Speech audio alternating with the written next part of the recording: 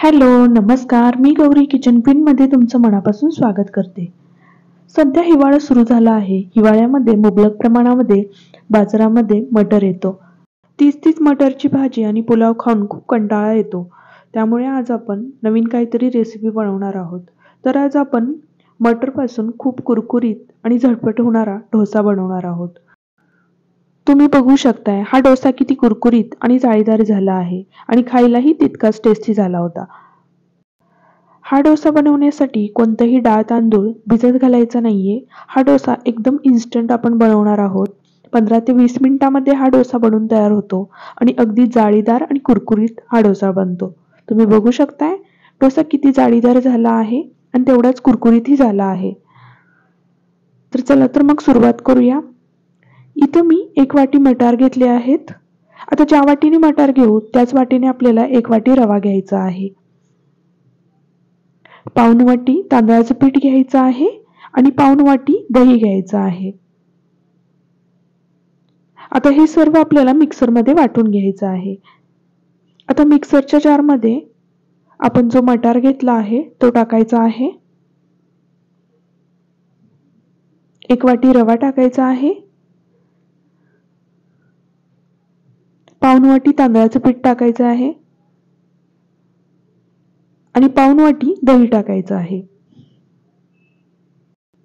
आता हे डोश्याचं पीठ वाटताना आपण त्याच्यामध्ये 4-5 हिरव्या मिरच्या, आलं आणि 7 ते 8 लसूण पाकळ्या टाकणार आहोत.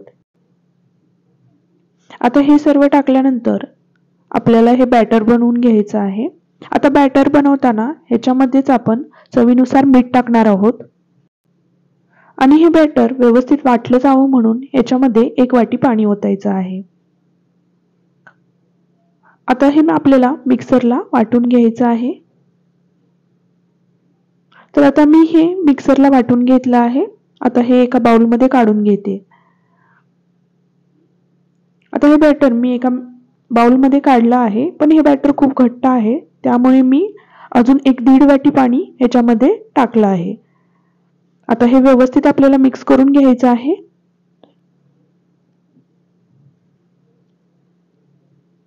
आता हे मिक्स केल्यानंतर 10 ते 15 मिनिटांसाठी हे झाकून ठेवायचं आहे. आता तोपर्यंत आपण फ्लेवर्ड ऑइल बनवून घेऊया. आता इथं 1 चमचा पावभाजी मसाला घेतला आहे आणि 3 चमचे आपल्याला इथं तेल घ्यायचं आहे.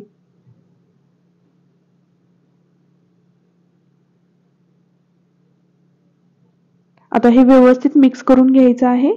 तर आपलं फ्लेवर्ड ऑइल बनवून तयार आहे. ह्या फ्लेवर्ड ऑइलमुळे डोसा खूप छान लागतो. चटपटीत अशी त्याला चव येते. आता 10 ते 15 मिनिटं झालेले आहेत. इथं पाव चमचा खायचा सोडा टाकायचा आहे. थोडंसं पाणी ओतून तो ॲक्टिवेट करायचा आहे आणि हे पुन्हा व्यवस्थित आपल्याला मिक्स करून घ्यायचं आहे. तर आता डोश्याचं बॅटर डोसा बनवण्यासाठी रेडी झालेलं आहे. तर इथं तवा गरम व्हायला ठेवला होता. आता त्याच्यावरती 2 चमचे मी बॅटर घेतला आहे. ते एकाच साईडनं फिरवत आपल्याला डोसा बनवून घ्यायचा आहे.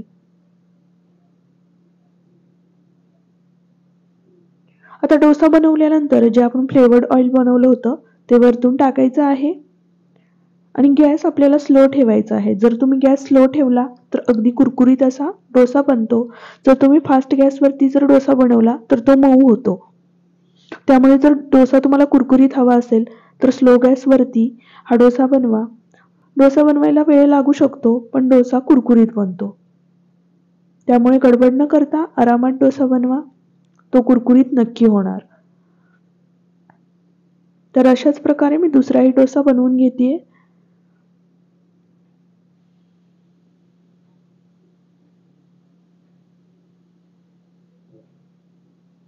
आणि तोही व्यवस्थित आपल्याला भाजून घ्यायचा आहे.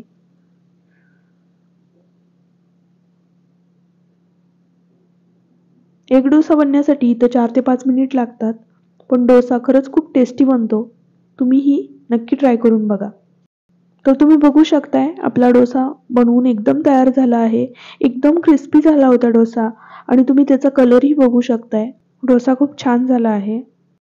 हा डोसा तुम्ही सॉस किंवा चटणी बरोबर खाऊ शकता. खूप छान लागतो.